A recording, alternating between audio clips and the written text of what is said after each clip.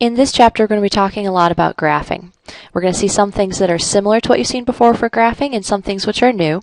And as we get started, we want to talk about a new type of function that you will see, specifically this one right here. You've already seen functions in this format because this is going to look like a line where you have some x and some number in front of it. This one is going to have a new shape over here. So we need to know the names for these. This first one is what we call direct variation, meaning that we have some x and some y that are connected by a k. There is nothing added or subtracted. So nothing added or subtracted after the x. That's important for us. That's why we call it direct, meaning x is directly related to y.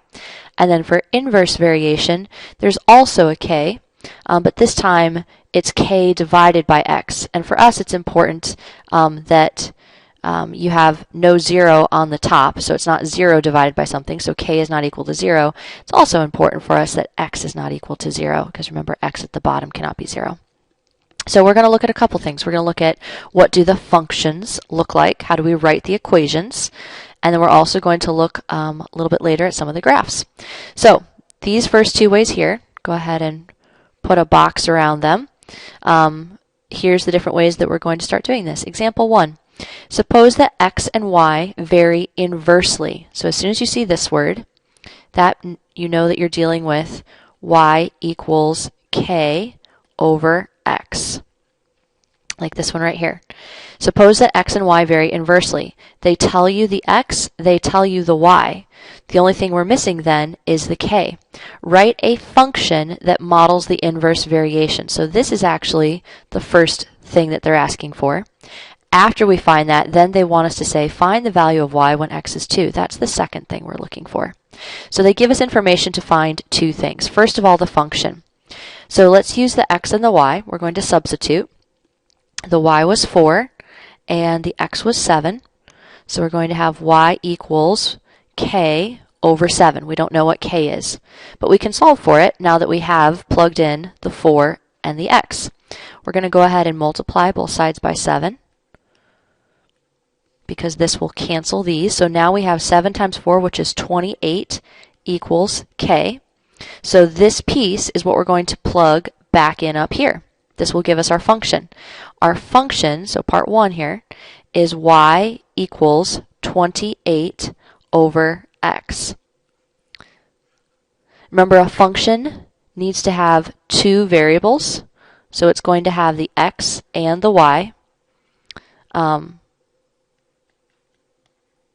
So when you have this guy over here, you can fill in the k, but don't put the 7 and the 4 back in, because if you have 28 divided by 7, of course that's 4. It's a true statement, but it's only true for one number. This is true for many numbers. We can plug in lots of x's and get out lots of y's. So that's our first one done. Boom. It wants us to find one of the many y's. It says find y when x is 2. So this is our second part. We'll take our function, y equals 28 x. Find y when x is 2, so we'll plug in a 2 to our function. So y equals 28 divided by 2, or y equals 14. So really what they're asking us for is they're saying, here's the ordered point, 2, comma, 14 for this function. You plug in a 2, we get out a 14. Second example like this one. Suppose that x and y vary inversely again, so it's going to be the same formula we used before, y equals k over x. And here they give us two values, x and y. Write the function, so that's going to be first. And then second, find y when x is 15. So function first. Y is 100. X is 2.5. So y equals k over 2.5. Multiply both sides by 2.5.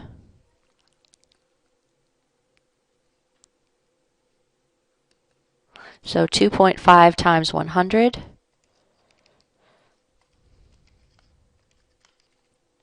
is 250. This side here cancels, so we get k equals 250, so our equation will be y equals 250 over x. That's our first part. Now find y when x is 15. So y equals 250 over x. Substitute for 15. So 250 divided by 15, we're going to have y equals 16 and 2/3, or 16.6 repeating on our calculators. And again, this would be like having the ordered point 15, comma 16 and 2/3. That's what this is saying here. Plug in the x of 15, get out a y of 16 and 2/3. All right, in this section, we're being asked to say if something is direct variation. Let's just write a reminder for ourselves. Direct variation is y equals kx, or an inverse variation, which is y equals k divided by x, or neither.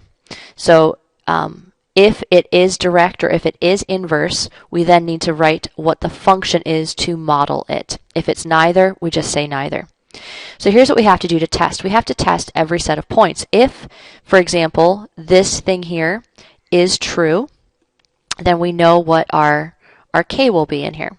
So we will go ahead and set up, let's just go ahead and try for our direct one here, for example.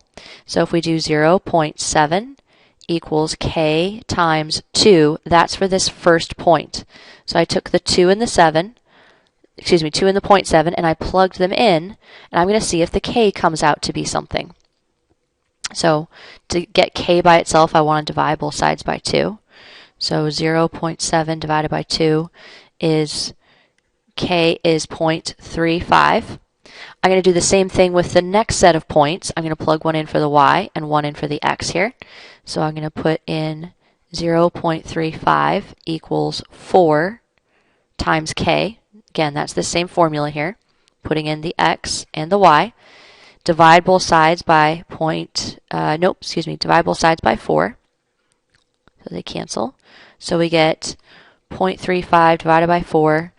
K would be 0.0875. All right, right away, when you see that these k's are not matching, you know that it is not whatever you were trying. So we know it's not direct variation because the k would have to be the same for every set of points.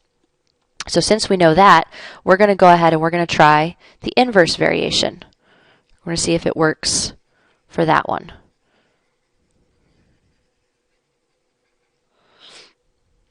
So with this one now over here, we're going to say, start with your first set of points again. We're going to say 0.7 equals k over 2. This time we'd have to multiply both sides by 2. Cancel our 2's here. So we get 2 times 0.7 gives us 1.4 for our k. Now we're going to try the next set of points here. We're going to try 0.35 equals k over 4. And again, multiply both sides by the 4 so we can get k.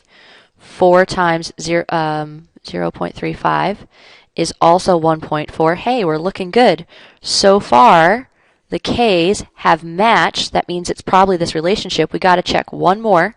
We got to check this one at the end to make sure it really works.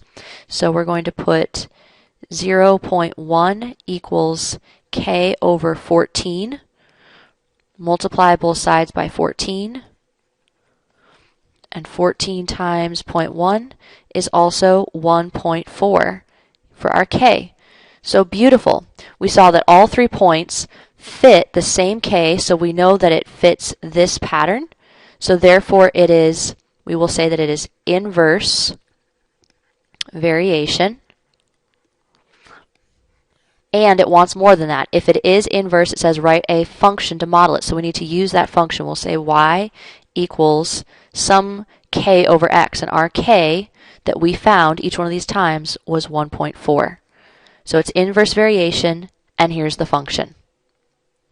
Now you might be thinking to yourself, that's a lot of work. How do I know which one it is? Well, you have to try it. You can plug in pieces and say, oh, look, my K's didn't work. Let me try another one. Try this one. See if the K's work. Keep going. The other way you can tell is you look at your tables and you see which way the numbers are heading. So reading left to right, the numbers for x, notice -2, -1.3, and 7.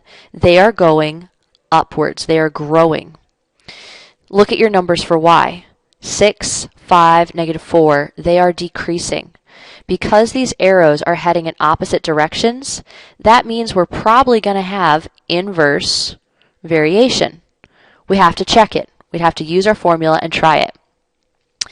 For the one you see down below here, again, reading left to right, the numbers for x, 2, 4, 6, they're increasing numbers.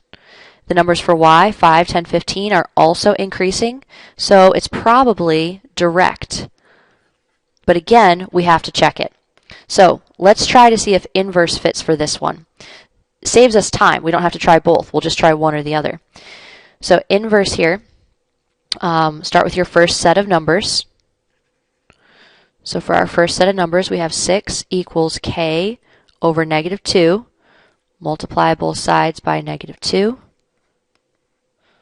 So we get k equals -12. All right, that's our first set. Try our second set of numbers here. So for the second set of numbers, 5 equals k over -1.3. Multiply both sides by the 1.3. So 5 times -1.3 is -6.5.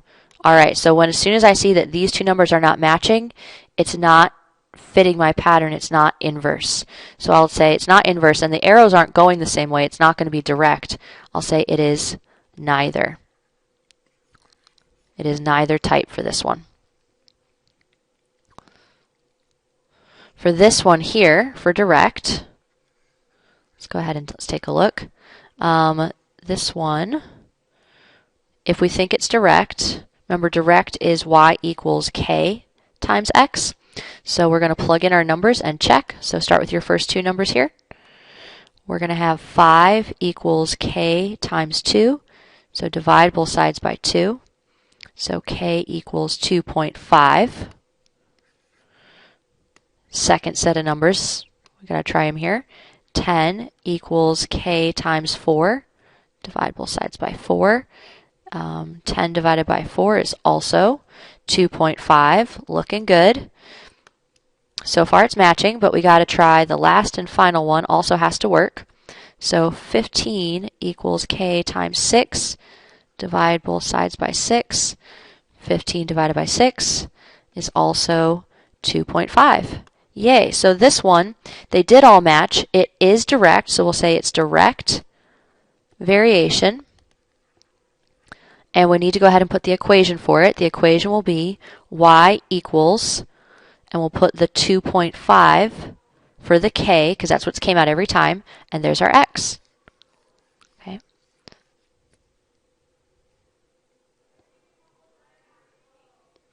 All right, and now the last examples that we're going to look at for this one is I'm going to give you pairs of numbers and tell us what type it is, and we have to find the missing value.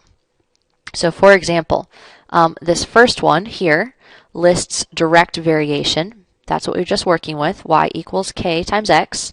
The second ones work with indirect variation, and that is the y equals k over x. We need to find missing values, and we've got two examples for each one, so go ahead and give yourself some room, split it down the middle. All right, so first one here, 2, 5, and 4y. So first of all, use the point you do know. We do know this. We know that 5 equals k times 2. So we can solve for k. So we know that 2.5 is our k value. We know that y must equal 2.5k. So far, that's what you saw in all your previous lessons. Use your points to find the k, and then take the k and plug it into your formula right here. Now when we have our second point, they want us to find this missing value. So we're going to say, okay, if we have y equals 2.5 times 4, that's what we were given. 2.5 times 4 is 10, so y must be 10. This is the answer they want for the y right there. I'm going to work out the next one. This would be a good place where you could pause your video, try this one your own, and then check your work against mine. Use this one to find your k. So 5 equals k times 9. Divide both sides by 9. So 5/9 is k. Y equals 5/9 x. That's our equation. And we have been given the y. This time we're trying to find the x. So we're given y is 3. 5/9, what is x? So I need to undo the 5/9 here. It's connected by multiplication. So I'm going to multiply by the reciprocal on both sides because the 9/9s cancel, the 5/5s cancel. So now I have 9/5 times 3, which is the same as 9/5 times 3 over 1. 9 times 3 is 27 over 5 x, and this doesn't really simplify any further. So this is our answer for x. All right, and last example right down here for indirect variation. It's the same process, but now we're using this formula here. So for our setup, again, give yourself half and half of your paper. Y is 5. K we don't know, all over 2, and that comes from our first point. Multiply both sides by 2. So k equals 10. Y must be 10 over x. That's our formula. Now we want to find the unknown variable. So we'll say y equals 10 over 4, or y equals 2.5. That is the unknown variable.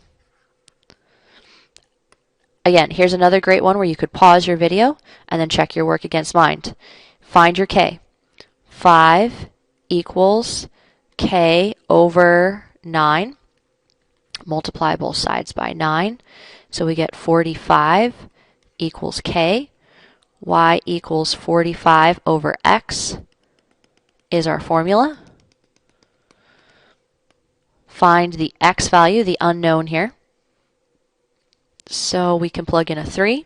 We have a 45. We don't know the x. Now here's where it's tricky. X is on the bottom.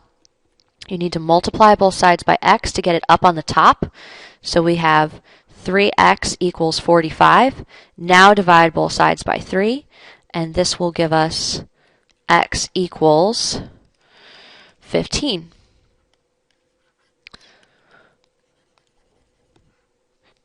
If you noticed, the numbers for this example 4, this set of numbers and this set of numbers, are actually the same set of numbers that we just used up top here in example 3. And the difference was that we said direct variation or indirect variation. And notice the answers came out completely different.